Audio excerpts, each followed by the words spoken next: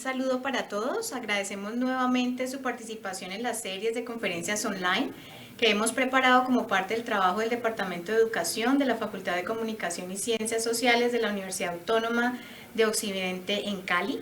Hoy presentamos nuestra siguiente conferencia que ustedes podrán tener en diferido para el semestre que cierra del año 2019.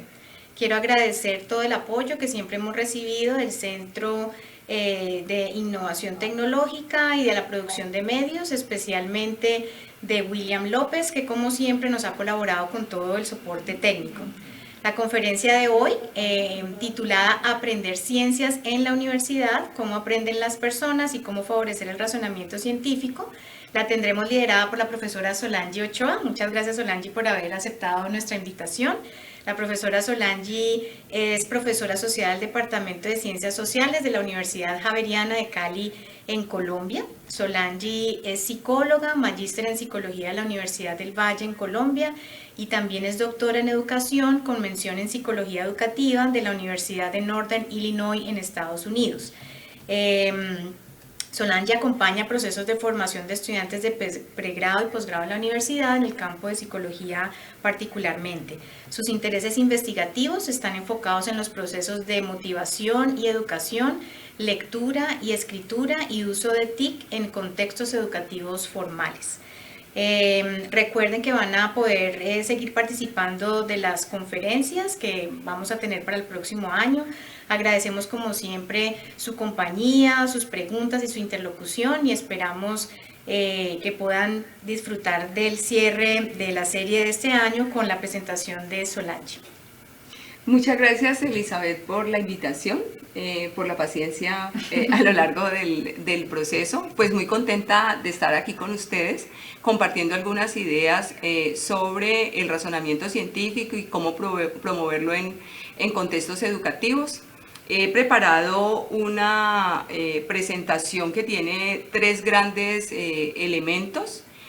Lo primero es como darles la visión que tiene la psicología del desarrollo acerca del razonamiento científico y cómo las personas nacemos con ciertas capacidades que luego la educación necesita ir refinando y cómo podemos ayudar.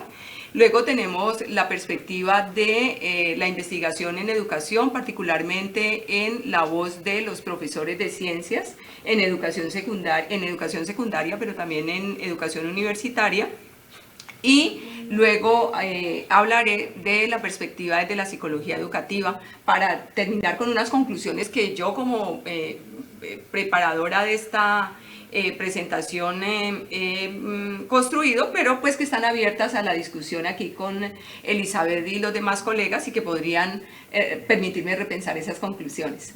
Entonces voy a iniciar con la perspectiva desde la psicología del desarrollo. Entonces, la psicología del desarrollo se pregunta por el razonamiento científico desde los orígenes mismos, desde nuestra herencia como seres humanos, indagando en qué medida nosotros como especie humana pues tenemos la capacidad para entender, interpretar, predecir y controlar los fenómenos naturales y para pues trabajar de manera adecuada e informada con nuestro mundo. Esa es la definición de estos autores que son pues muy reconocidos en el área de psicología del desarrollo, Zimmerman y Clark, en un texto reciente del 2018. Yo he querido colocar esta definición de ellos con mi apreciación personal al respecto. Lo primero que hago es, y que voy a discutir a lo largo de la presentación, es si podemos hablar de habilidad de razonamiento científico y si es necesario discutir si ese razonamiento científico es una habilidad como decir montar bicicleta o que tú ya aprendes a conducir carro y entonces siempre vas a conducir, sino más bien como el razonamiento científico más como una acción que puede darse o no, no como una habilidad establecida. Y también he agregado, ustedes lo ven allí en itálicas y en negrilla, la palabra interpretar, porque la definición de Zimmerman y Clark está muy centrada en el razonamiento de las ciencias naturales, pero yo creo que muchas de las cosas que estamos abordando aquí también cuentan para las ciencias sociales, entonces he querido resaltar esta palabra interpretar. porque nos permite también desde las ciencias sociales conocer al ser humano, conocer las dinámicas de la historia, conocer las dinámicas de la misma educación, pues predecir ciertos fenómenos, controlarlos en alguna medida, y por eso trato de ver que esas relaciones son con el mundo natural, pero también con el mundo social. Entonces lo vamos a discutir un poco. ¿Y por qué el razonamiento científico? Que era una de las preguntas que enviaba uno de los colegas interesados en participar en esta conferencia. Pues porque definitivamente el bienestar humano depende de la ciencia. O sea, nosotros dependemos de la ciencia, aunque no vayamos a la escuela siquiera. Dependemos para nuestra salud, para nuestra comida, para lo que vestimos, incluso para algo que puede ser tan superficial como decidir si tomo una Coca-Cola normal o tomo una Coca-Cola cero.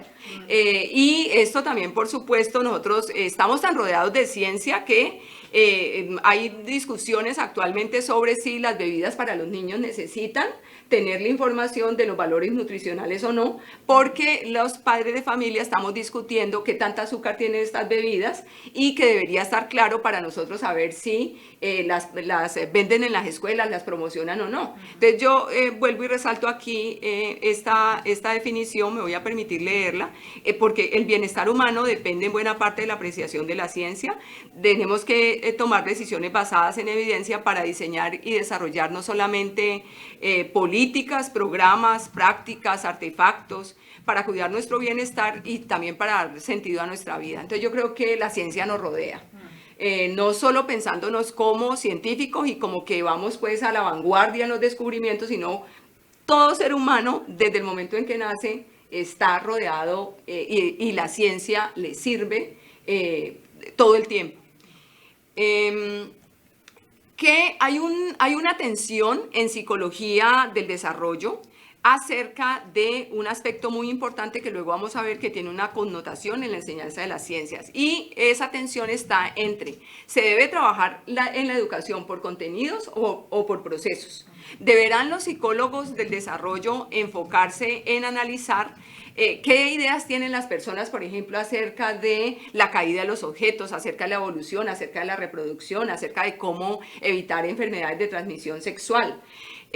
¿O debería de centrarse la psicología en analizar los procesos por los cuales llegamos a conocer?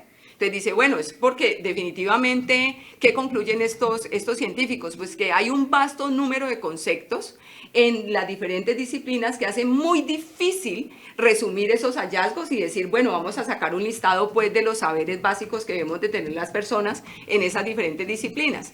Ellos señalan que hay unos conceptos nucleares que a la hora de tomar decisiones sobre el currículo, pues los investigadores y demás escogen como esas grandes temáticas que todos vemos en la escuela primaria, secundaria y demás, pero que ellos le apuestan en este caso para hablar del desarrollo del pensamiento científico a los procesos. Es decir, a los grandes procesos que están de base en lo que nosotros llamamos el razonamiento científico, y concluyen, bueno, es que una cosa es centrarse en investigar lo que los estudiantes saben en determinado tópico científico y otra es cómo ellos llegan a saber. Entonces, pues la pregunta central es ¿cuál es la base del razonamiento científico? ¿Qué hay detrás? Entonces, estos autores señalan que se trata de indagar por el desarrollo de los procesos que los seres humanos utilizamos para adquirir, integrar, refinar, usar y también en estados avanzados del desarrollo científico transformarlo. Entonces, esta es como la apuesta. Entonces, vienen una serie de procesos cognitivos básicos que estarían involucrados en este tipo de razonamiento científico. Aquí tenemos los que estos autores convergen, estos diferentes estudiosos del desarrollo que deberíamos de tomar en cuenta a la hora de estudiar ese razonamiento y a la hora de promoverlo en contextos educativos. Entonces nos hablan de procesos de observación, indagación, exploración, experimentación, control de variables, desarrollo de experimentos para tomar suficiente evidencia y de decidir sobre la veracidad o falsedad de las hipótesis, decisiones sobre si hay suficiente evidencia o si los experimentos fueron bien desarrollados. Entonces empiezan a decir, miren, esto deberíamos de tomarlo en cuenta desde muy temprano.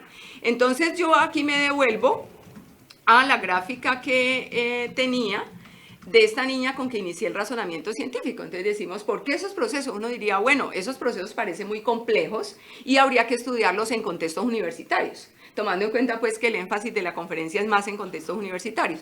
Pues los psicólogos del desarrollo dicen que no, y yo creo que quienes han seguido las conferencias del Departamento de Educación y escucharon a la profesora Rebeca Puche en conferencias anteriores, estarán de acuerdo conmigo en que estos estudios del desarrollo muestran habilidades muy tempranas en los niños pequeños para explorar la curiosidad de ellos, para observar, aún en una actividad como esta, donde los niños están haciendo pompas de jabón, donde ellos empiezan a observar, explorar, ver qué pompas son más grandes, más pequeñas, cuáles se explotan más rapidito, si algunas caen al suelo y no se han explotado. Entonces ahí hay, de manera, podríamos decir, un tanto incipiente, no tan sofisticado si lo comparamos con el razonamiento pues en contextos científicos de la universidad, pero los niños tienen todas estas habilidades que estos autores señalan como que son propias del razonamiento científico en los seres humanos, ¿sí? Entonces, cuando ellos proponen esta serie de procesos cognitivos, sugieren que para estudiarlos nosotros los trabajemos en dos espacios, como un espacio de las hipótesis y un espacio de la experimentación. Entonces, esos espacios, por supuesto, no están separados. Esos espacios implican un ir y venir iterativo en una búsqueda coordinada de información valiosa para responder pues a los retos de nuestra cotidianidad. Entonces, en ese espacio de las hipótesis pues está todo lo que tiene que ver con establecer las brechas de conocimiento en un área particular, hacerse buenas preguntas acerca de algo que es inconcluso, desconocido o novedoso, porque puede ser que los científicos lo tengan resuelto, pero nosotros en la vida cotidiana no, y podemos igual iniciar ese proceso de exploración. Ese espacio implica establecer nuevas relaciones entre fenómenos, y en el espacio de la experimentación viene todo lo que tiene que ver ya con las acciones concretas para poder decidir por algún supuesto o desecharlo y buscar otras explicaciones. Entonces tiene que ver todo lo que es observar, experimentar, diseñar experimentos y demás. Lo han dividido como en estos dos grandes espacios. Pero miren ustedes que estos mismos investigadores y demás colegas de Psicología del Desarrollo nos hacen una pregunta que a mí me parece muy interesante, Elizabeth, porque ellos dicen, bueno, pensemos más allá de los contenidos y las habilidades. Y dicen, bueno, ¿por qué es que las personas no razonamos científicamente en cualquier momento y en cualquier situación? ¿Por qué es que aún pasando por los pregrados, maestrías y doctorados, a veces razonamos científicamente y a veces no? ¿Por qué el hecho que tú razones científicamente en unos dominios no implica necesariamente que razones en otros dominios? Entonces les traía a colación un ejemplo que a mí me impactó mucho, y es un estudiante de pregrado, sexto semestre de psicología, alguna vez súper buen estudiante, comprometido siempre, pero alguna vez llegó a la clase como entre aburrido y enojado. Entonces luego hablando con él le decía, bueno, ¿qué te ha pasado? Y me dice, bueno, creo que me han pegado una enfermedad de transmisión sexual, pero además yo creo que me la pegó mi novia. Y le digo yo, ¿cómo así? ¿Tú no te cuidas, no usas preservativos? Y me dice, sí, yo los uso, pero con las peladas, que es un vacilón. Pero con mi novia, pues yo como que siento que yo confío en ella y es para demostrarle mi amor que yo no uso preservativos. Entonces uno dice, oh mi Dios, este muchacho tiene este conocimiento científico de que debe protegerse. Este muchacho lo aplica con éxito en un contexto particular, con unas personas particulares, pero luego razona muy poco científicamente con otras personas. ¿Por qué? Porque lo que les señalaba antes, el razonamiento científico no es una habilidad. Y uno no puede decir que uno tiene esa habilidad como algo que está establecido y que va a funcionar.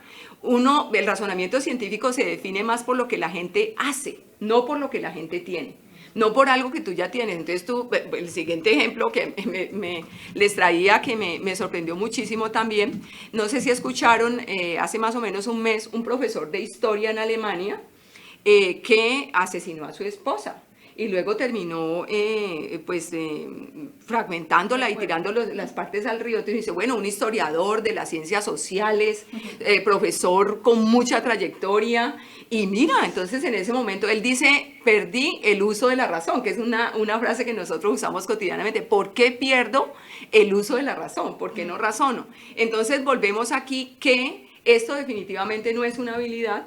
y que todo, entonces la educación, el papel es, bueno, entonces ahí ¿qué hace la educación? Entonces, ¿qué es lo que la educación debe favorecer?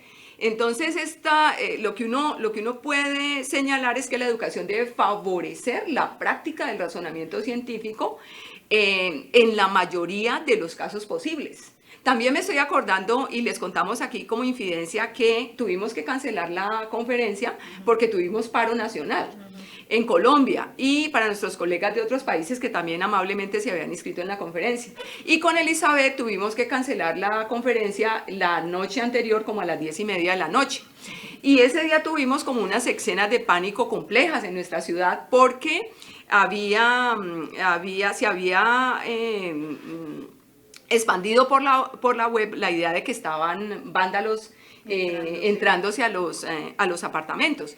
Y de verdad que uno llegaba a asustarse un poco, pero luego llegaba otra información que a mí me pareció, y lo relaciono con esta ponencia, diciendo, ojo, seamos atentos, ¿por qué los vándalos a la misma hora? ¿Por qué en ciertos sectores? ¿Por qué en los mismos lugares? Entonces uno empezaba a confrontar información, a trabajar con evidencia, y decía, bueno, no necesariamente entonces estos vándalos nos van a atacar, puede ser un asunto de las personas que son partidarias de que no haya paro, un poco asustándonos para luego vendernos la seguridad, decían mis colegas antropólogos más radicales en esta situación. Entonces, el énfasis educativo, como lo señalaba, pues debe favorecer el desarrollo y uso frecuente de procesos de razonamiento científico. Y aquí los investigadores señalan que los procesos de reflexión metacognitiva ayudan a eso. En el caso del paro, por ejemplo, uno tendría que preguntarse, bueno, ¿hay suficiente evidencia? Bueno, ¿quién me dijo esto? Bueno, ¿es la misma foto circulando? Entonces, todo esto te ayuda como a situarte y a tranquilizarte, porque yo creo que la ciencia también debe ayudarle a uno a tranquilizarse, claro, a relajarse. Como algunos de los colegas, como han mencionado, que nos acompañan, hacen parte de distintas áreas, desarrolla un poco allí esta idea de lo metacognitivo, porque no necesariamente comprenderían a qué nos referimos. Sí, mira, gracias por la aclaración. Para informar un poco mejor, lo metacognitivo se refiere a la reflexión sobre el propio pensamiento científico, a ser como consciente de por qué estamos, por ejemplo, por qué estaríamos asustados con esto de los vándalos y qué información adicional necesitaríamos. Entonces, lo metacognitivo te diría, bueno, coordinemos perspectivas. ¿Qué más información podría haber? ¿Estoy tomando en cuenta toda la evidencia? Entonces, hay investigadores en educación y en razonamiento cognitivo, en el procesamiento cognitivo, que ellos dicen, bueno, es que la metacognición ayuda a los estudiantes también a preguntarse conscientemente y tener como la estrategia para decir qué sé de esto, qué no sé, qué más necesito saber, qué otra fuente de información debería consultar. Entonces es como una conciencia sobre el propio pensamiento y sobre el razonamiento y cómo eso me está llevando a tomar o no unas decisiones particulares, que podrían estar en este caso. Yo recuerdo a mis vecinos mal informados, muy asustados, diciendo, no, entonces ahora tengo que correr o esconderme o desarmarme, pensaron algunos, que puede ser muy complicado. ¿Sí? Muy bien. Ajá. Entonces, aquí viene, como ya llegamos a esa tensión, que no necesariamente el razonamiento científico es una habilidad. Por supuesto que los investigadores señalan, bueno, uno lo podría señalar como habilidad en los estadios más avanzados, si es que podemos hablar de estadios, en los momentos más avanzados, y después de mucha práctica y después de mucha investigación, entonces lo dirían como en los investigadores, en los científicos más avesados. Entonces en esos contextos dirían, eso ya es una habilidad, pero no le podemos llamar habilidad en todos los casos, ¿sí? Entonces aquí viene la perspectiva de los profesores. Para la perspectiva de los profesores me voy a basar principalmente en una investigación de Coyle, Wenderoth, Cunningham y Dirks del 2010, y ellos son profesores universitarios y trabajan en investigación acerca de la enseñanza de la ciencia. Entonces ellos le preguntaron a un grupo de profesores ¿qué habilidades de pensamiento científico consideran que deben aprender los estudiantes durante los estudios de pregrado en ciencias? Y le mandaron un listado de habilidades científicas y le dijeron, vea, tiene un puntaje de 1 a 5. Yo se los voy a dejar aquí para que hagan el ejercicio de pensar un poquito cómo las ubicarían. Aquí voy a leer y evaluar literatura básica, estudios empíricos, comunicar resultados de manera oral, resolución de problemas y pensamiento crítico, habilidad para trabajar en grupo, interpretación de datos, gráficas, tablas, crear gráficos apropiados a partir de datos, comunicar resultados de manera escrita, habilidad para proponer hipótesis que puedan ser evaluadas, habilidad para diseñar experimentos, identificando y controlando variables, conducir adecuadamente una revisión de literatura, habilidad para diseñar un experimento alineado con las hipótesis que desea evaluar, entender estadística básica, interpretar datos, trabajar independientemente. Y aquí está lo metacognitivo que les hablaba, habilidad para monitorear su propio progreso, hasta para construir referencias. Y ellos estas diferentes habilidades las tomaron de la revisión de literatura de estudios en universitarios sobre lo que decían la política de enseñanza, sobre lo que había en los currículos y sobre lo que la investigación mostraba. Entonces la enviaron a profesores universitarios, de universidades dedicadas a la investigación, de universidades más dedicadas a la docencia y de institutos técnicos y de lo que ellos llaman en Estados Unidos como liberal arts.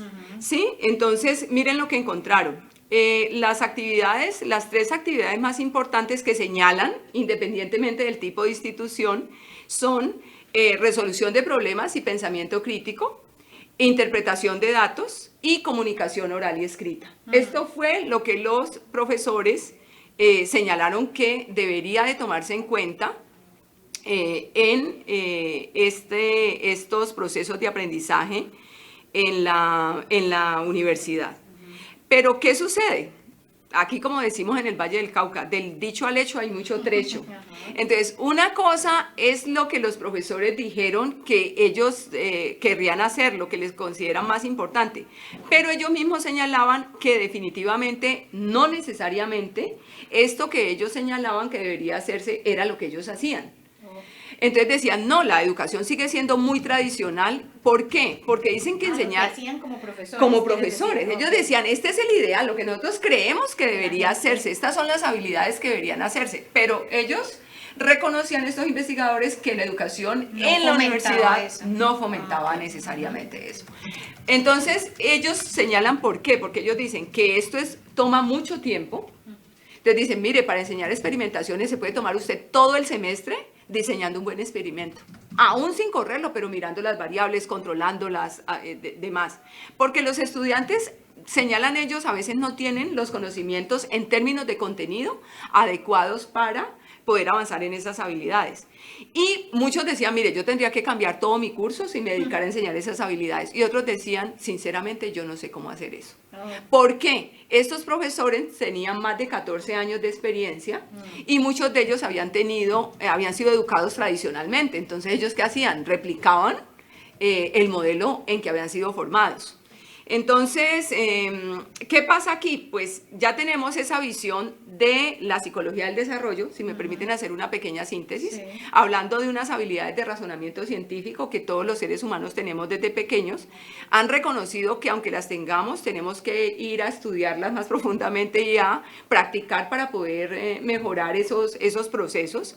Y los profesores han dicho, sí, miren que hay una coincidencia entre lo que señalaba la psicología del desarrollo, en términos de experimentación, explorar, manejar datos, formular hipótesis, con lo que los profesores señalan que debe ser enseñado. Pero hay una brecha entre lo que es deseable y lo que realmente se hace. Entonces aquí viene en auxilio, creo yo, la psicología educativa. ¿Por qué? Porque la psicología educativa es la rama de la psicología donde convergen los procesos de desarrollo con los procesos que son más de aprendizaje, de cómo refinamos esas capacidades con las que los niños vienen, cómo ayudamos a que sea más sofisticada esa manera de que piensan, pero combina además los patrones de enseñanza.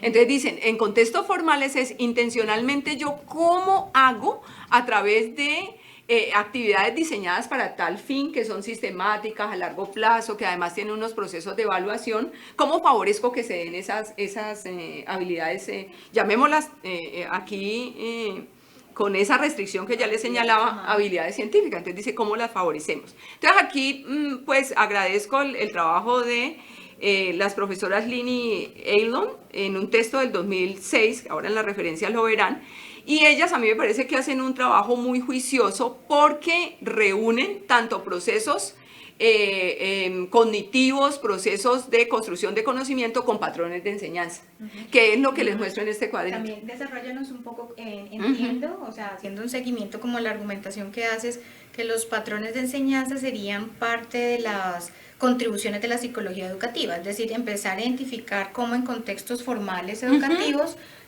pareciera que los estudiantes logran tener ciertos aprendizajes. ¿Esos patrones se volverían unos principios mínimos de la enseñanza? Sí, aunque ellos se cuidan en hablar de principios porque creen que el aprendizaje debe ser situado. Okay. Entonces, ellos hacen estos patrones que aquí les estoy mostrando, como 10 patrones de enseñanza, experimentar,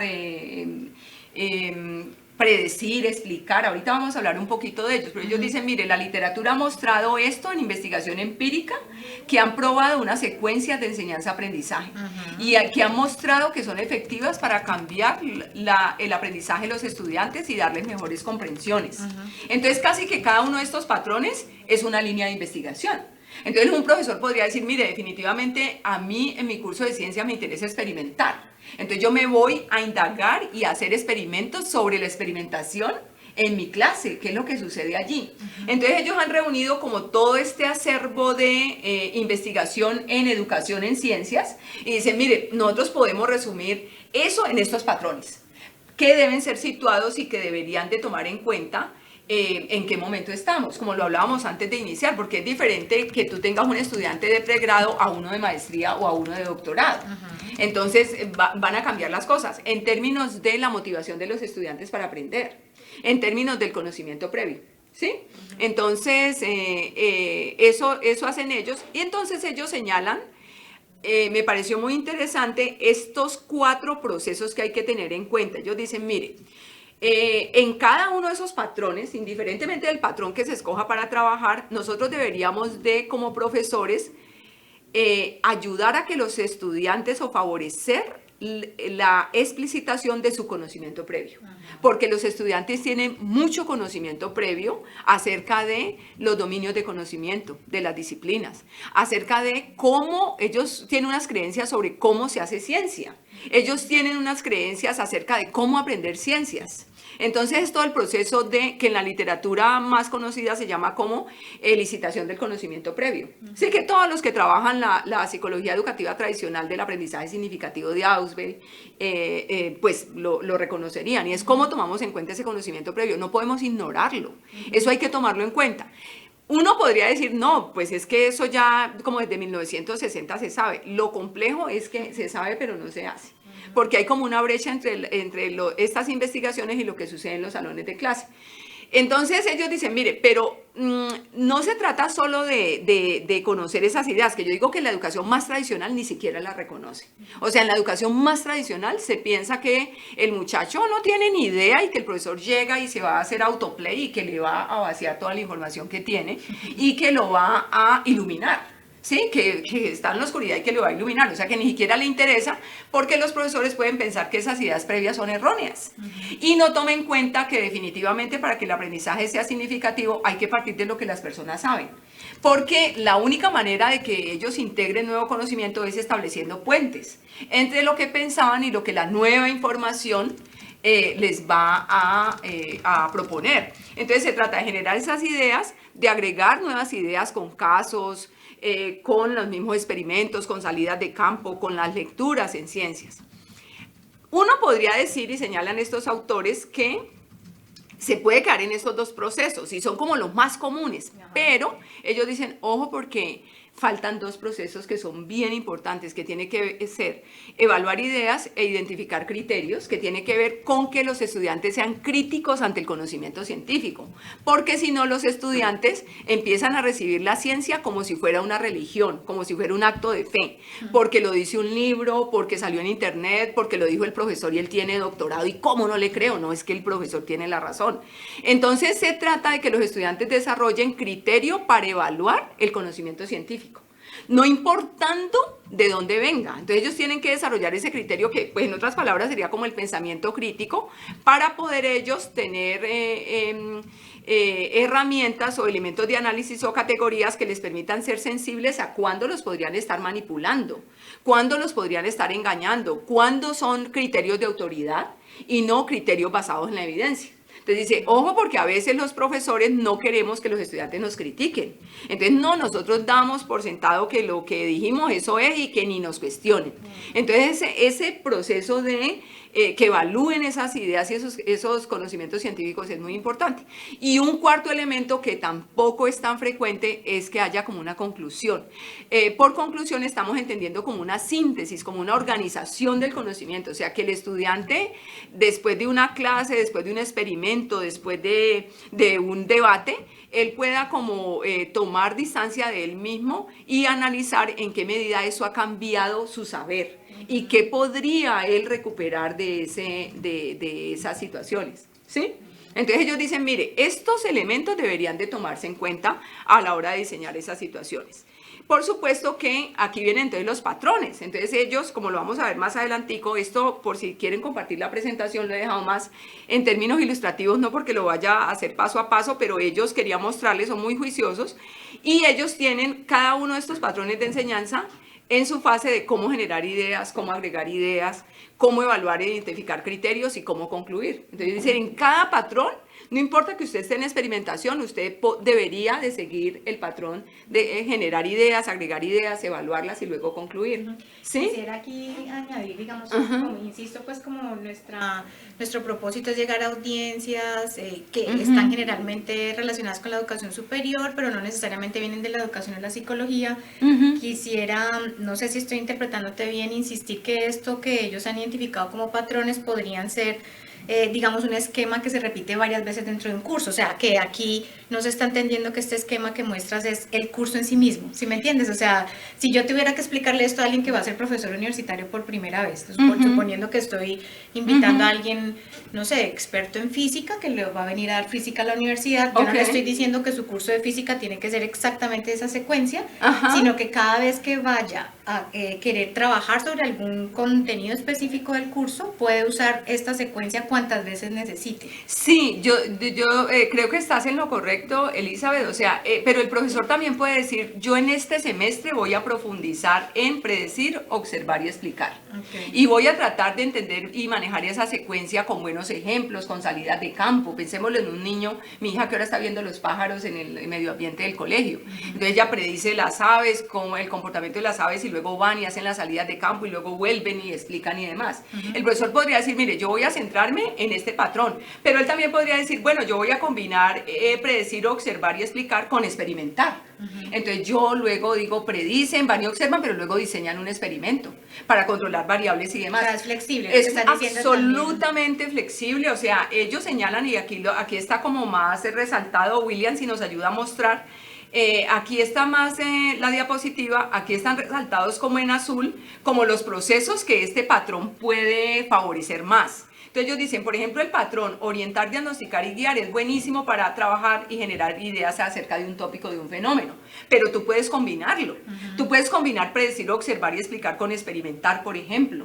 ¿Sí? Sí, la reflexión va que decías temprano, digamos en la primera parte de la presentación, decías una cosa muy interesante y es que la investigación sobre el pensamiento de los profesores universitarios muestra que tienen clarísimo qué esperarían de los estudiantes, pero no necesariamente les han acompañado para ver cómo diseñar exactamente la clase. Entonces, claro, este es un gran aporte. La pregunta sería cómo cuando yo ya me siento a diseñar exactamente una secuencia de trabajo en un curso o en un mes o la misma clase, puede ser una secuencia, implica todo un desafío para que el profesor tome sus decisiones. Claro que sí, mira, por ejemplo, les voy a dar yo soy profesora de un curso de pregrado que se llama Psicología Educativa. educativa. Mi curso tiene una tendencia más teórica.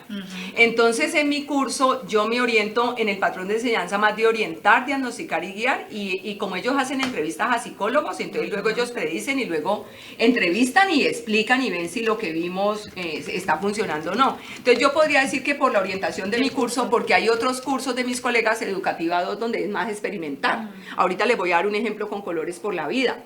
Entonces, mientras mi curso es más discutir sobre el rol del psicólogo, entonces yo no necesariamente trabajo experimental, pero el curso de Psicología Educativa 2, ellos deben diseñar tareas para responder a necesidades educativas especiales en contextos reales. Entonces ellos sí tienen que diseñar artefactos, que hay también, crear artefactos, crear tareas, analizar tareas. Entonces ellos trabajan como que focalizan más en ese.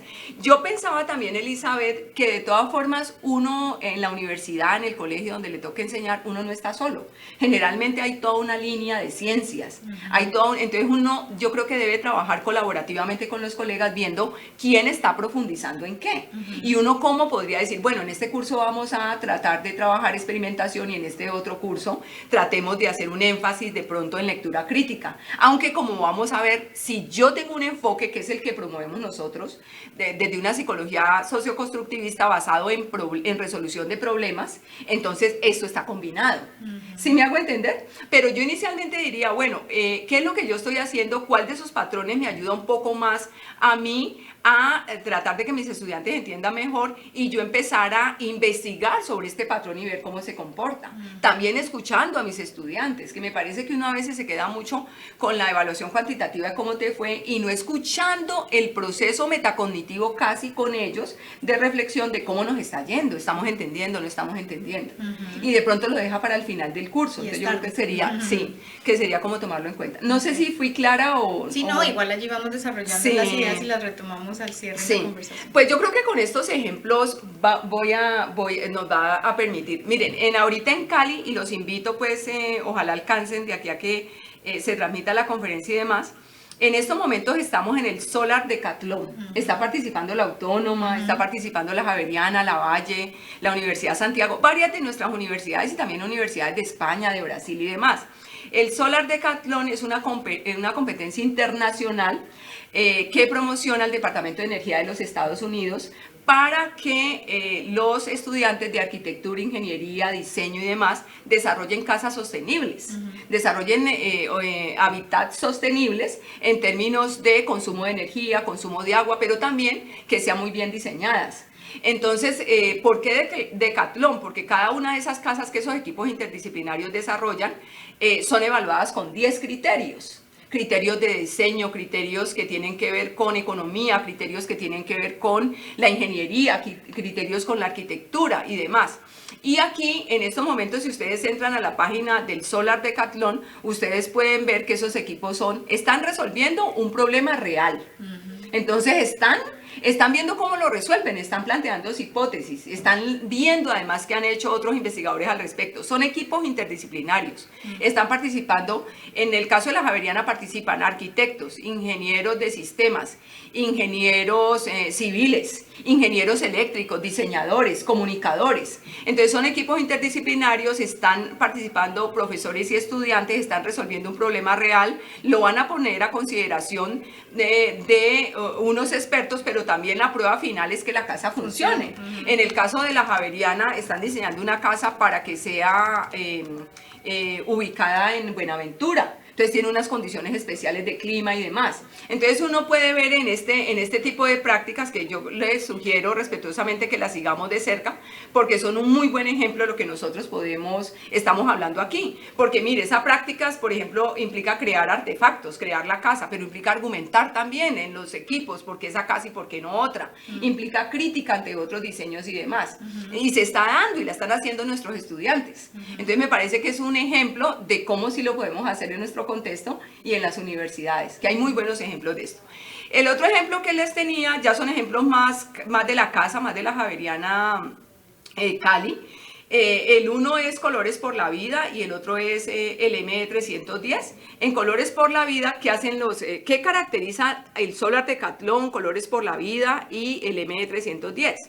Pues que estas prácticas educativas con estudiantes universitarios todas implican resolución de problemas reales, experimentación, crear un artefacto, que en este caso puede ser desde una casa hasta una secuencia didáctica, por ejemplo, ¿sí? Un objeto particular.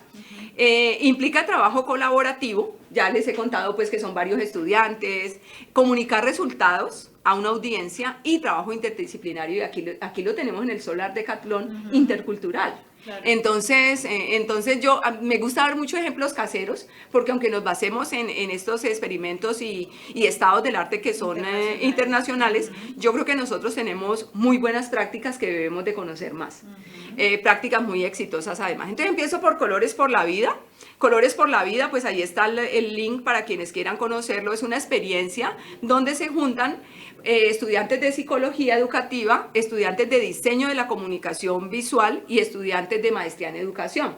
Entonces los estudiantes parten de conocer las necesidades del contexto de nuestras escuelitas aquí en Cali, y trabajan con profesores para, por ejemplo, ayudar a los niños a ser más cívicos, o ayudar a los niños a conocer más la ciudad y lo que ellos pueden hacer para que sea más linda, o para leer y escribir de manera adecuada. Entonces, partiendo de esas necesidades, estos estudiantes tienen que diseñar tareas. Ellos pueden diseñar juegos, diseñan audiolibros, o diseñan libros virtuales, o diseñan o hacen murales, dependiendo de las necesidades específicas. Aquí, por ejemplo, también los pueden visitar. Este es como un juego así como del estilo del parqués. Se llama Tejadito y el mágico viaje por Cali, donde les enseñan a los niños competencias ciudadanas. Pero es solo uno de los tantos ejemplos, porque este programa lleva 9 años.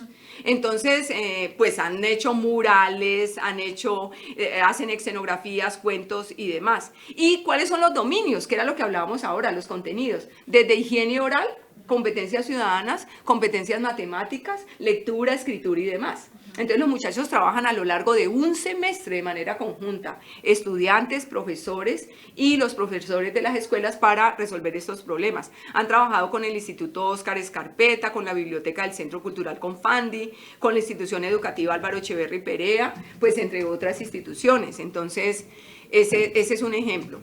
Este es muy regional, el Colores por la Vida. Este es más internacional. El MD310, que también los invito a conocerlo, es como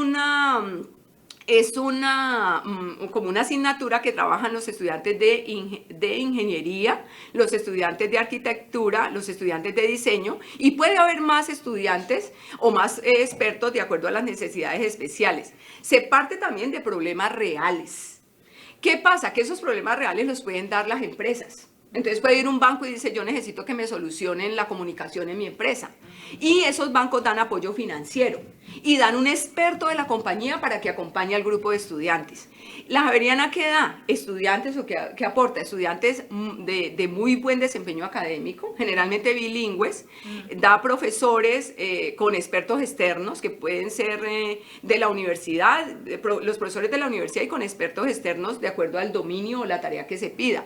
Y este MD310 es en asocio con la Universidad de Stanford. De hecho, la Universidad de Stanford tiene años de realizarlo, y lo que ofrece la Universidad de Stanford es como una red de profesores expertos internacionales, donde no solo está la Javeriana, sino otras universidades en Italia, en Francia, en Brasil y demás, y ellos también ofrecen expertos y la red. Entonces, conjuntamente resuelven ese problema. Ellos son de envidia, yo creo que para nosotras, porque son estudiantes de 6º a 10º semestre pensando a lo largo de 9 meses en un problema particular, dedicando 25 horas a la semana, solo en ese problema, haciendo vigilancia tecnológica, vigilancia de investigaciones empíricas sobre esto, entrevistando expertos. Entonces, por ejemplo, ellos han trabajado con Toto. Entonces Toto les ha dicho: bueno, necesito un maletín innovador. Pues no podemos dar los detalles porque hay secreto empresarial, pero ellos dicen definitivamente. Entonces se reúnen con expertos de Toto, pero con diseñadores, entrevistan usuarios de maletines, universitarios, niñitos, mamás, diseñadores de maletines, de telas de maletines. Entonces ellos van haciendo también vigilancia de nuevos productos alrededor del mundo de ese tipo que ellos quieren crear, y a partir de allí crean ese producto, lo prototipan, le hacen todo el experimento, y el diseño sale.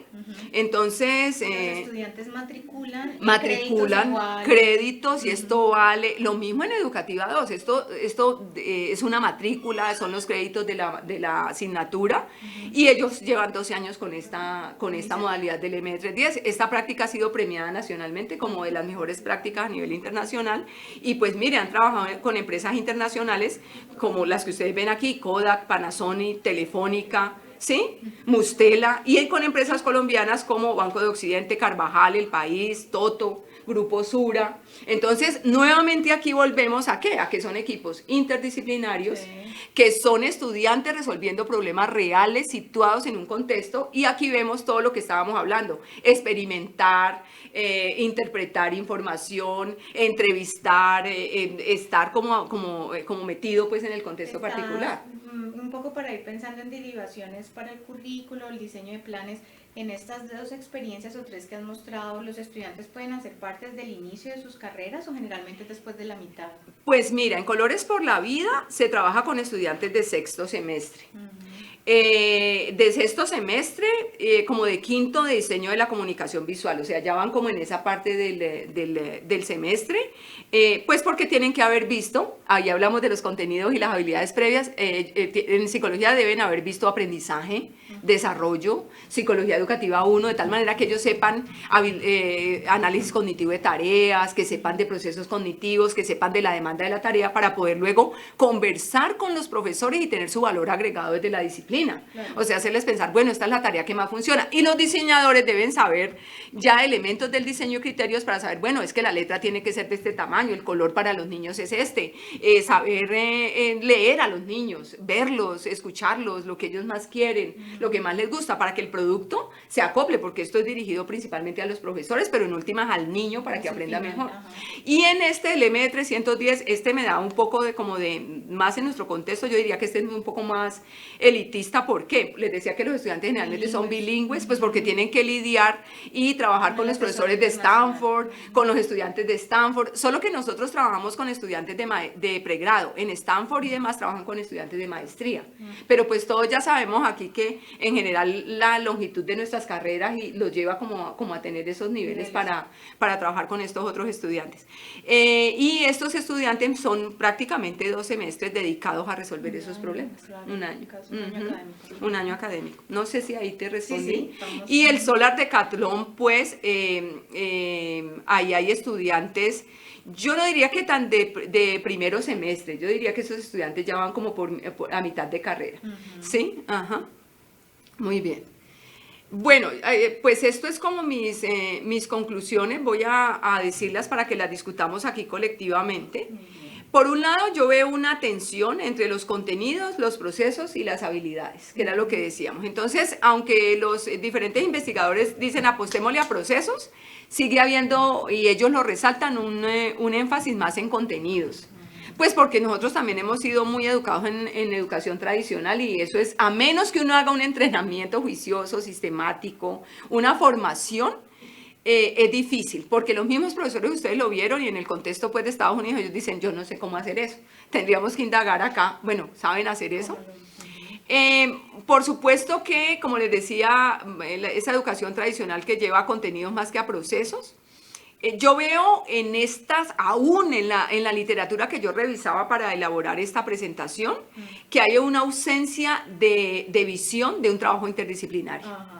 Ellos están más orientados a la formación basada en problemas en proyectos de la propia disciplina, pero yo he tratado de mostrarles ejemplos caseros, cotidianos, que ustedes pueden ir y entrevistar a los profesores. Acá está la bibliografía, los links de carne y hueso contándoles que ellos realmente hacen eso de manera interdisciplinaria.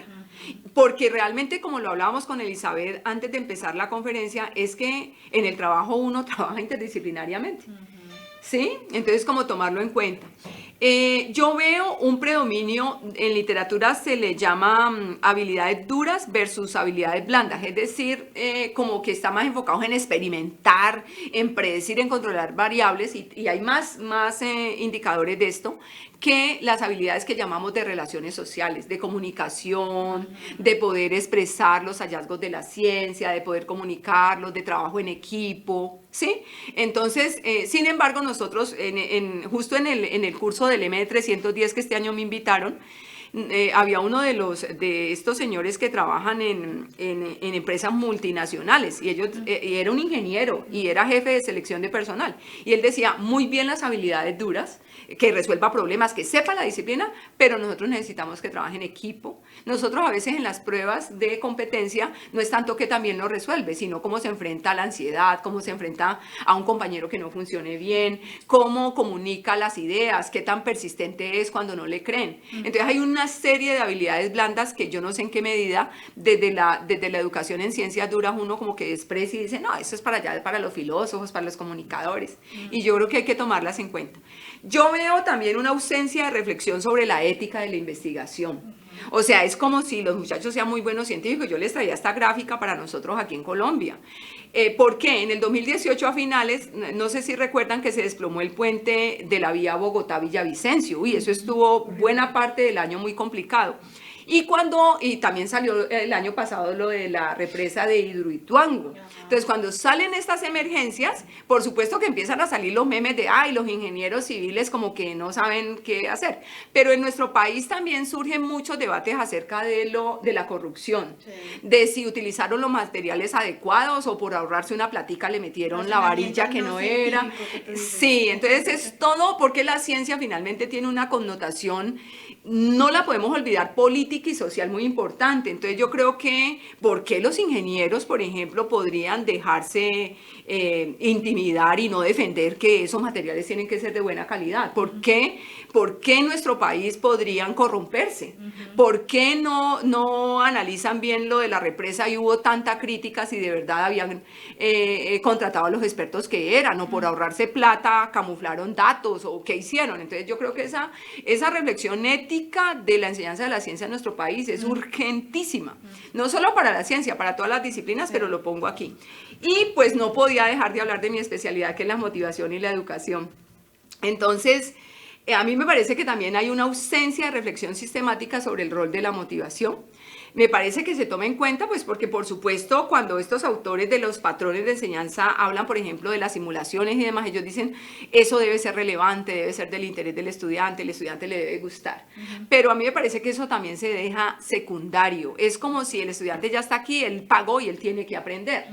Pero me parece que se ha olvidado el disfrute de saber, la motivación intrínseca, el interés. Entonces yo quise cerrar con esta noticia que a mí me alegró mucho este año, que es de Jason Huerta. No sé si gracias, William. Jason Huerta es un peruano que fue premiado por la NASA por su fotografía de la Vía Láctea. Jason, esa foto es preciosa. Si ustedes van a la NASA, pues verán muchas también más fotos de él. Y Jason Huerta es mi inspiración aquí porque Jason Huerta es un administrador. Y él se dedica a la fotografía por hobby, y tomar esta fotografía a él le demoró 3 años. Él inició, por supuesto, él dice que en esta zona, esta fotografía fue tomada en Bolivia, en un salar. Salar es como una zona cubierta de sal totalmente, pues para los que no sean tan familiares con el término. Y esto queda en Bolivia, se llama el Salar de Uyuni, y dice que tiene más de 130 kilómetros de superplano de sal. Entonces, para tomar esta foto, él tiene que tener en cuenta muchas cosas de razonamiento científico. Por ejemplo, él debe tomar en cuenta que haya llovido para que la capa de agua que queda forme un espejo, porque esa foto de él es como el espejo de la Vía Láctea, entonces es la Vía Láctea y se refleja pues en el agua. Pero él tiene que también tomar en cuenta la época del año en que va, porque hay momentos donde la luna da tanta luz que oscurece las estrellas. Entonces ahí es un asunto de la luz. La primera vez que él tomó la foto, él no tenía una cámara muy adecuada, entonces fue la tecnología. Al siguiente año volvió y había fue en una luna donde había demasiada luz, entonces luego tuvo que coordinar que hubiese luz.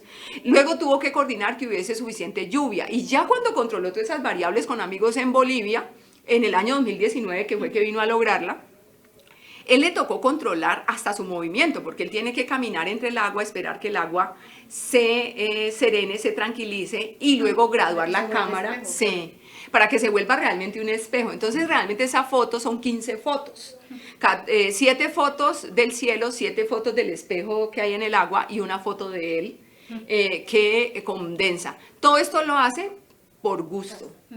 Él lo hace por placer. Entonces yo digo, para que lo pensemos, y alguna vez si tenemos la oportunidad de volvernos a ver en otra charla, mi fuerte es la motivación en la educación. Entonces yo digo, pues en estas investigaciones y en mi experiencia, uno debe tomar en cuenta muchísimo los intereses de los estudiantes, o sea, tomar en cuenta lo que a ellos les gusta, los temas en que ellos están interesados, que sean relevantes, que tengan que ver con su vida cotidiana, que ellos puedan escoger. O sea, en ciencias hay tanta temática, como decíamos nosotros ahora cuando arrancábamos, que los científicos dicen, bueno, vamos por contenidos, pero es que no podríamos.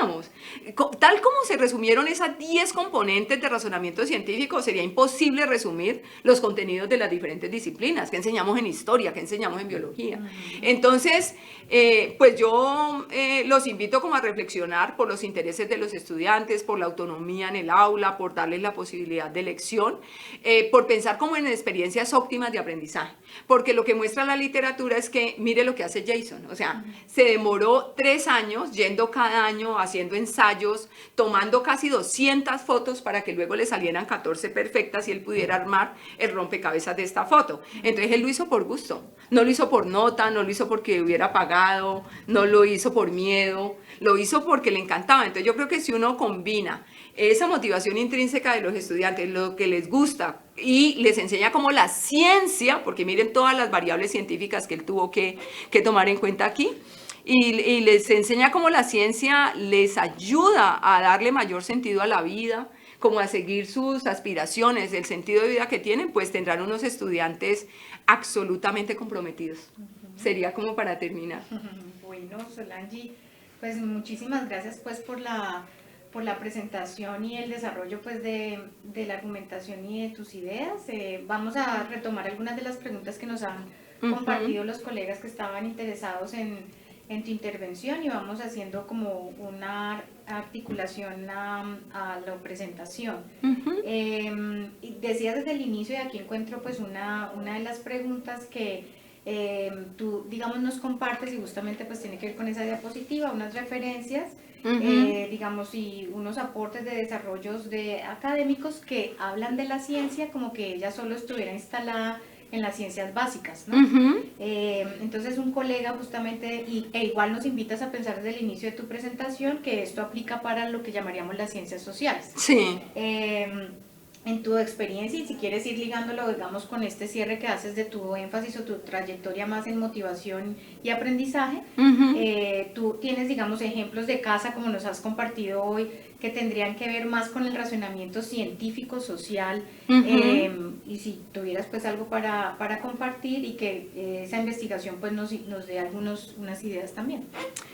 Pues mira, yo creo que Colores por la Vida es un buen ejemplo de estos procesos en un razonamiento social. Y cotidiano, como les digo. ¿Por qué? Porque un profesor, así como los estudiantes y los profesores de psicología y diseño y educación se encuentran con profesores de ciencias naturales, también se encuentran con profesores de ciencias sociales, que dice, bueno, ¿cómo hacemos para promover el civismo en los niños?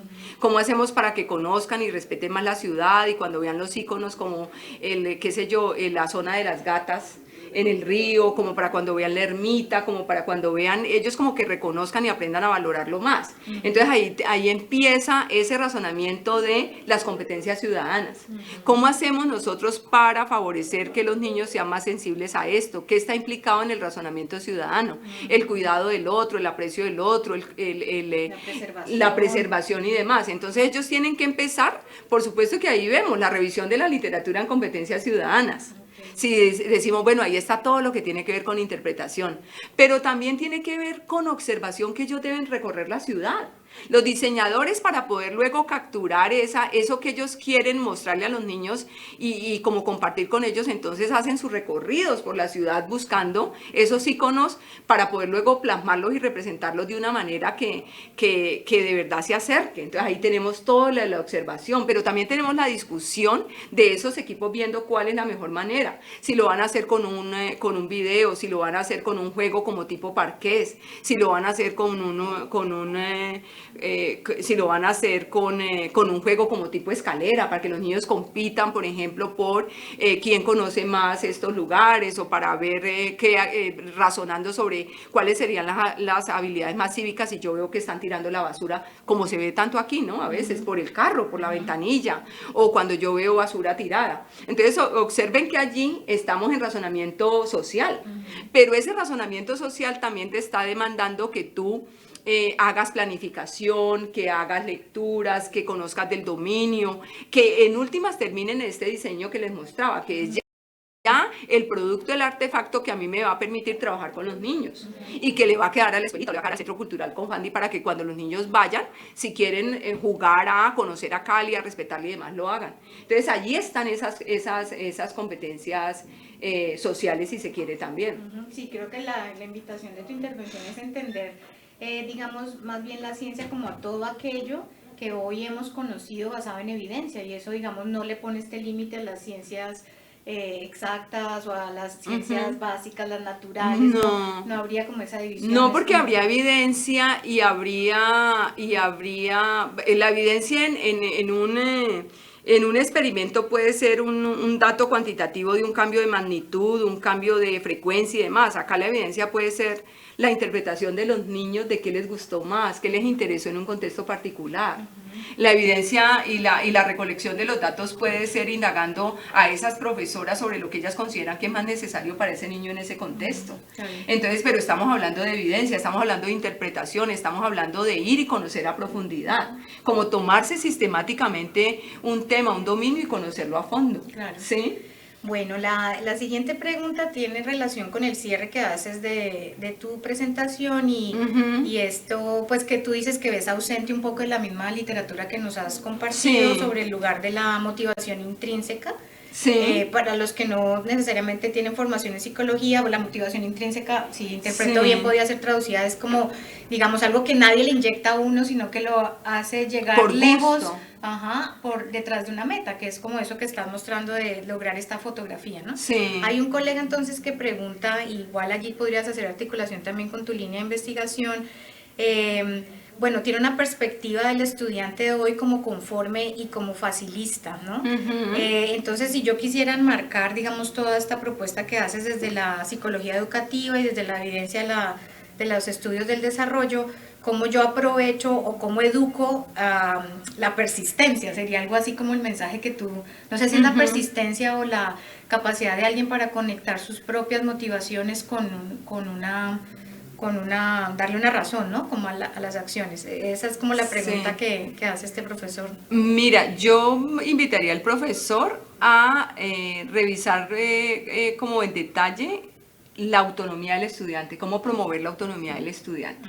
Entonces, si tú partes de los intereses del estudiante, de lo que a él le gusta, de lo que él quiere. Yo le voy a dar un ejemplo a este profesor.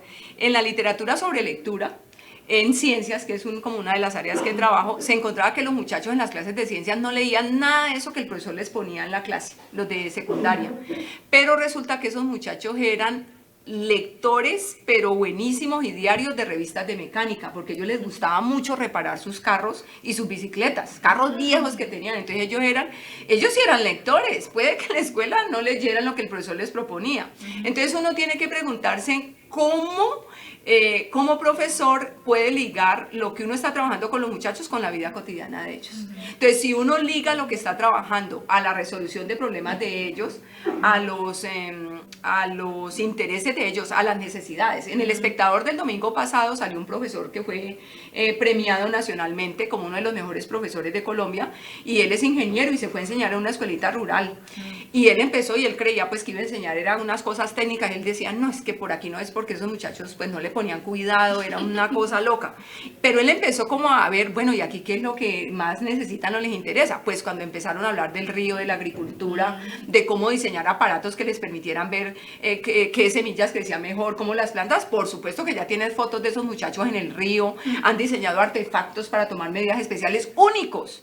Entonces yo lo devolvería no a que uno le tenga que enseñar la perseverancia, sino que si yo parto de los intereses del estudiante, yo cómo le ayudo con la educación que yo doy a que él concrete esos intereses y resignifique su saber a partir de ese conocimiento científico. Entonces, si yo parto de lo que al estudiante le interesa, él va a ser perseverante, porque es que él va a tener en mí como profesor un colaborador para lo que él quiere. No, pues por los estudiantes se muestran resignados y apáticos. ¿Por qué? Porque ellos tienen años y años en que han sido totalmente controlados por la escuela. Claro. Yo trabajo muchísimo en observación de interacciones en el aula, con instrumentos de observación como refinados de lo que el profesor dice, hace, de lo que el estudiante dice y hace en clase en vivo. No en clases grabadas, sino qué realmente está sucediendo. Y uno encuentra que predomina un discurso, por lo menos en las escuelas de secundaria, muy controlador. Los estudiantes no escogen casi nada. Los temas vienen dados, los materiales les dan, el examen es el mismo para todos, la tarea es la misma para todas. Entonces yo sinceramente me maravillo de que la apatía no sea mayor. Y lo que muestran los estudios en Latinoamérica de deserción escolar y demás es que puede que la situación económica sea un factor que influye, pero la apatía y el desinterés es de los más grandes. Entonces yo me devolvería con el profesor y diría, realmente uno sí está colaborando a fomentar los intereses de los estudiantes, como a ayudarles a encontrar un sentido a lo que a ellos les gusta. Mi esposo, bueno, ustedes conocen a Adolfo, mi compañero, él un tiempo enseñó en la secundaria y le tocó, en finales de primaria, principios de secundaria. Y por supuesto uno llega a profesor de literatura con lo que la tradición le ha dicho que es el canon literario. Y los muchachitos no leían y no leían hasta que él se puso, bueno, estos niñitos ¿cómo en qué andan? Pues están preadolescencia, relaciones con los otros, primeros noviecitos, primer beso. Entonces les ha puesto a leer un texto hermoso que se llama Sara Tomate, que era como la historia del primer beso. No, esos niñitos se leyeron ese texto, se lo recomendaban a otros, ya andaban todos los cursos, inclusive los que él no daba, leyendo Sara Tomate. Entonces mi invitación es como a que nosotros de verdad tomemos en cuenta los intereses de los estudiantes. Muy bien. Específicamente, y porque también respondes ahorita cuando comentas que una de tus líneas es el uso de la lectura también en el aprendizaje de las ciencias. Hay una pregunta sobre igual se enfocan en niños, no sé si tienes algunos datos o algo más hacia el final de la secundaria y la universidad, específicamente sobre la enseñanza del lenguaje científico. Sí, pues yo tengo, hay mucha literatura al respecto que clama por la combinación de la lectura en ciencia, solo que estos investigadores que claman por esto se enfrentan con un estereotipo que también se halla, y es que los textos son recetas que los estudiantes siempre se los pone a leer la parte final del texto para que resuelvan talleres, que entonces hay los textos, por supuesto que hay buenos, regulares y malos, entonces se debe por supuesto utilizar los mejores textos. ¿Qué pasa? Por lo menos en mi experiencia y en los datos que he tomado, en escuelitas públicas de Palmira, algunas de Cali y demás, yo titulaba una de las ponencias con esa investigación que tuvimos en búsqueda de la lectura perdida, porque nosotros, el enfoque de la investigación era ir a ver cómo estaban utilizando la lectura para aprender ciencias, que fue un poco también mi trabajo doctoral.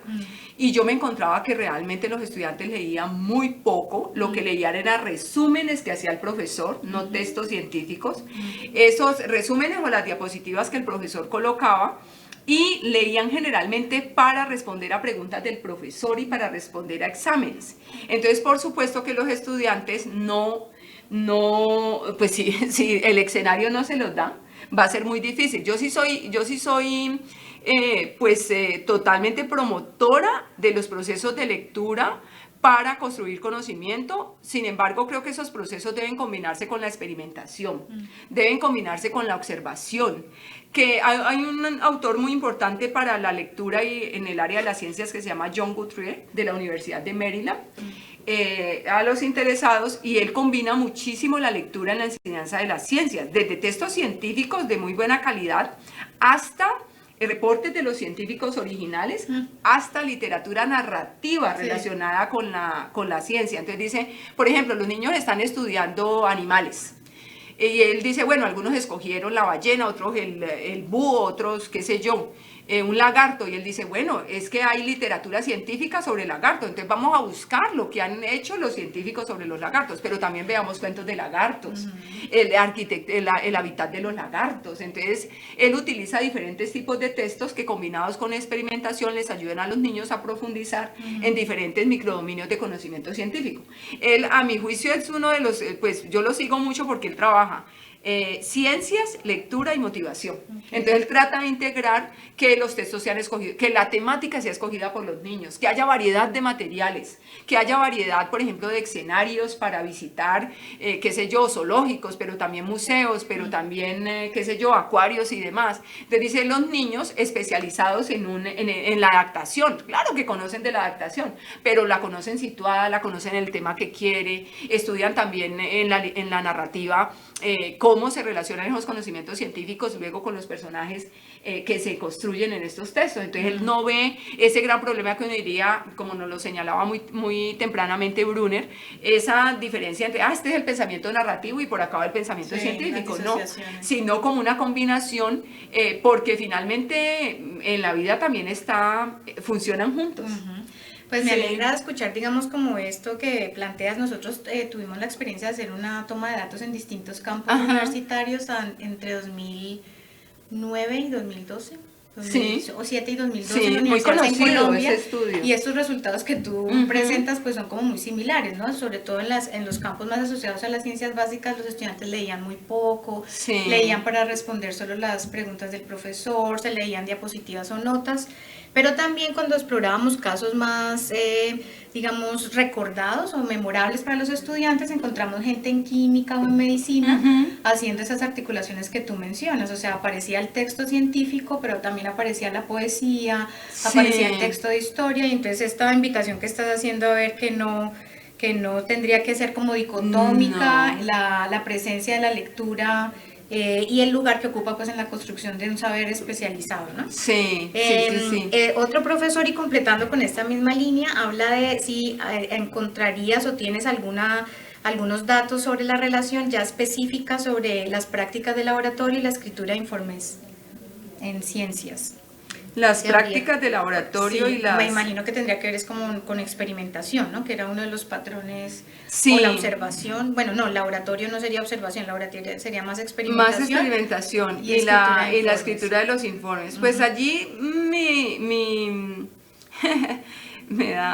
pues me viene como a la memoria mis observaciones en los salones de clase. Lo que pasa es que la experimentación vuelve y juega para primaria y secundaria, yo diría, y aún en las mejores familias o aún en los mejores colegios, diría yo, los rankings dicen mejores, ¿no? Porque habría que también cuestionar esa categoría. A mí me parece que estamos experimentando, los niños están experimentando poco. O sea, que son pocas la experimentación, la literatura lo reporta, y hay un problema adicional cuando los niños como que reciben la experimentación como si fuera una receta, generalmente prefabricada por el docente, que a todos les dice que sigan las mismas instrucciones. Entonces, yo creo que lo que primero que tendríamos que hacer es como buscarnos la manera de sistematizar experimentos en nuestro microdominio, en lo que estemos trabajando, y buscar la manera de que haya no un solo experimento, sino diferentes experimentos. Porque si no, la escritura de esos informes termina siendo como para complacer al profesor y no realmente respondiendo a un como razonamiento científico sobre unas preguntas genuinas que los niños se han hecho. Entonces, yo sí creo que deben tomarse como unas preguntas rectoras, pero esas preguntas deben ser lo más abiertas posibles, porque si no, ¿cómo vamos a recuperar el saber de los niños para poder ver cómo con ese saber nosotros integramos lo que nosotros estamos proponiendo? Entonces yo señalaría eso. Entonces, ¿Qué le diría al profesor? Mire, el problema es que como hay poca experimentación, pues si hay poca experimentación va a haber poquita escritura de informes. Y puede haber un agravante cuando los informes se vuelven recetas y los estudiantes aprenden, por ejemplo, que... hasta ahí respondo porque el profesor, hasta allí como que el profesor se contenta, o con eso tiene, o con eso me califica bien. Cuando esa escritura debería de tomar en cuenta, pero ya ahí me refiero más al trabajo que uno hace con los estudiantes en las tesis de pregrado, maestría y doctorado, en las tesis de investigación donde sí les toca hacer reporte y donde definitivamente los resultados y la discusión es de los apartados más interesantes y más jugosos, porque en ese momento le digo yo a mis estudiantes, aquí usted está con sus datos. Aquí es donde usted va a ver si esos datos concuerdan o no con lo que dice la literatura. Aquí es donde va a ver si usted diseñó mal esa tarea y por eso no funcionó, o si hay otras variables que no pudimos controlar. Entonces yo creo que esa escritura de informes tiene que ser como la oportunidad para que el estudiante vea, como que haga ese ejercicio que ahora hablábamos como metacognitivo, haciendo esa síntesis de realmente él ahora qué encontró, qué piensa, qué le dice la evidencia. Sí, no tanto como una respuesta sí o no de si se cumple una hipótesis o no, porque en esos informes no solo debería de responderse si se cumple la hipótesis o no, sino que debería también reflexionarse sobre el método que se utiliza para llegar a esos resultados. Y también sobre yo a quién se los estoy escribiendo, porque es que muchas veces los muchachos escriben para el profesor literalmente. Sí, y entonces a mí me gustan mucho los ejemplos de Colores por la Vida, del MD310 y del Solar Decathlon, porque los estudiantes allí ven con una experiencia muy fuerte que ellos no le están escribiendo al profesor. Que ese jueguito, ven los de Colores por la Vida, le va a tener que gustar a los niños y los niños van a jugar bien con él o no. El usuario es el niño real. En el M310, a ver, es el gerente de Toto, a ver si va a vender esos maletines o no, si el prototipo le dio para venderlos. Y a ver, el Solar Decathlon, hizo la casita muy buena, funcionó, porque me contaban mis colegas que una manera aquí en el Solar Decathlon entre los equipos es que ellos por las noches invitan a comer en cada una de esas casas. Y ahí prueban si funcionó todo lo que dijeron que iba a funcionar. Claro. Entonces la misma validación. Claro, se hace en tiempo real. Entonces esos informes, yo no sé, el sentido de esos informes tienen que ser como para que el estudiante tome una conciencia de su propio aprendizaje. Claro. Bueno, para ir cerrando y conectado también, digamos, con lo que nos presentas, estas dos preguntas pues podría articularlas.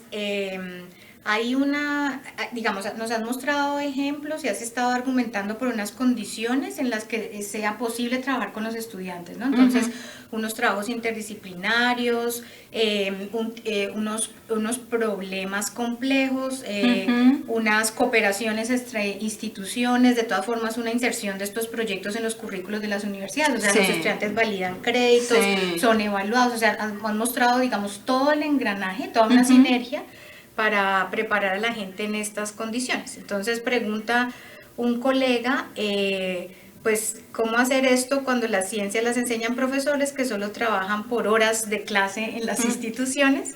Entonces, tiendo a cerrar estas últimas invitados con derivaciones como para los tomadores de decisión, ¿no? Te invitaría pues como lo pienses en ese sentido. Y la otra pregunta tiene que ver también pues más la relación o la tradición que tenemos en América Latina, empezar a hablar de relaciones entre los profesores de lengua o de comunicación con los profesores pues disciplinarios, o sea, vuelve y entra aquí el componente, fíjate que ya yo no le llamaría interdisciplinar, sino que en ese momento era un enfoque como bidisciplinar, ¿no? Es alguien que sabe de ciencias y alguien que sabe de lenguaje, y tú lo que has traído hoy es que tenemos que empezar a pensar de manera mucho más multidisciplinar. Entonces, como para ir dándole cierre, digamos, ¿qué derivaciones podrías tú hacer si tuvieras que hablar con tomadores de decisión sobre, pues, esto qué consecuencias trae a los currículos, el diseño de planes de estudio? Yo creo que esto tiene que ver absolutamente, y aquí las palabras van a los tomadores de decisiones y a la promesa que le hacemos a los estudiantes. A mí me parece que los tomadores de decisiones empiezan a cumplir la promesa que hacen ante el Ministerio de Educación cuando aprueba los programas con los registros calificados, y uno prometió unas condiciones. Y generalmente para que acepten un programa, más en universidades acreditadas como esta, uno hace la promesa del escenario, de la capacidad de los profesores, del tiempo de dedicación a los estudiantes. Entonces, a mí sí personalmente me preocupa mucho y me molesta mucho cuando empiezan los administradores a disminuir la financiación, a disminuir las posibilidades, a restringir proyectos, a restringir horas de asesoramiento cuando ya el programa fue aprobado. Me parece terrible. Entonces yo siempre que esto ha sucedido, yo me devuelvo y digo, bueno, ¿qué promesa hicimos? Y qué es lo que nosotros, porque si no estamos engañando a los estudiantes. Entonces yo sí creo que los profesores, pues estos ejemplos que he dado, son de profesores que están haciendo su clase y que además tienen que tener un tiempo adicional para reunirse con los colegas de las otras disciplinas a trabajar. Entonces allí hay un tiempo de preparación que hay que tomar en cuenta, hay un tiempo de discusiones extra, porque yo creo que estos administradores ojalá supieran más de educación para que entiendan que el sílabo, cuando uno prepara el sílabo, el curso no está listo, que el sílabo es una cosa y la transposición didáctica es otra. Entonces yo sí creo que los docentes cátedra deben tener unos tiempos de acompañamiento que ojalá sean reconocidos y ojalá no fueran dentro de esas mismas horas de clase, sino que si fuera necesario se diera como un apoyo más, porque estos esfuerzos son muy grandes, pero yo creo que, me decía una estudiante de maestría en educación, yo creo que a veces desperdiciamos las potencialidades de los estudiantes por la manera en que nosotros estamos enseñando, pero también por los recursos que a veces tenemos. Entonces yo creo que es difícil a veces para los cátedras, sobre todo cuando los cátedra tienen como restricción en horas de preparación y demás. Pero pues creo que toca siempre negociar con los directivos, que toca ir con evidencia, hacerles ver, de pronto también aprovechar las experiencias de los estudiantes y lo que ellos encuentran.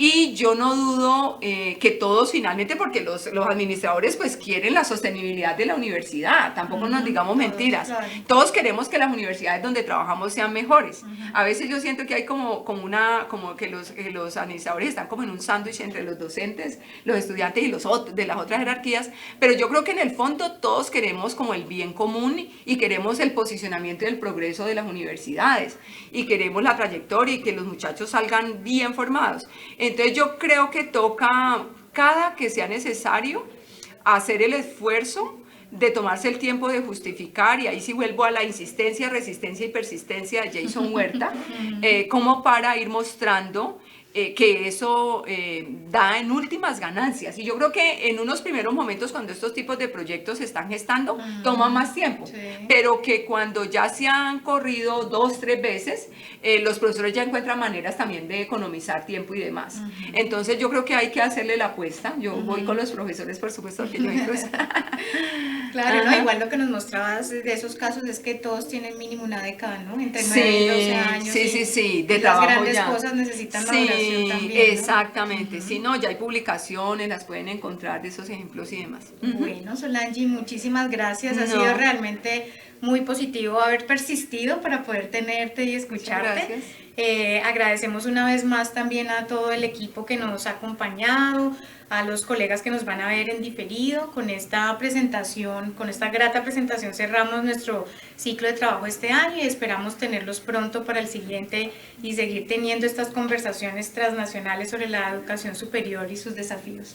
Bueno, Elizabeth, muchas gracias por la invitación, muchas gracias a todos los que se inscribieron.